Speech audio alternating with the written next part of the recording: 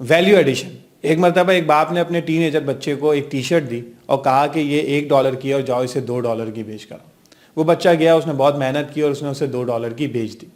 फिर बाप ने उसे वही टी शर्ट दोबारा दी और कहा कि अब इसे $10 की बेच कर। अब वो बच्चा पहले बहुत परेशान कि मैं कैसे बेचूं, ये तो $1 की टी शर्ट है। लेकिन उसे पेंटिंग आती थी, तो उसने क्या किया, उस टी शर्ट पे कुछ पेंटिंग की और उसे ले जाके $10 की बेच दी। फिर उसके बाद में उसे दोबारा वो $1 की टी शर्ट दी और कहा अब इसे $100 की बेचो। अब बच्चा पहले बहुत परेशान कि मैं क्या करूं क्या करूं। फिर उसे पता चला कि उनके टाउन में जो है ना वो एक फिल्म का शूट हो रहा था और वो छुपते छुपाते वहां पहुंचा और उसने एक्टर से उसके ऊपर जो है ना वो सिग्नेचर ले लिया, ऑटोग्राफ ले लिया।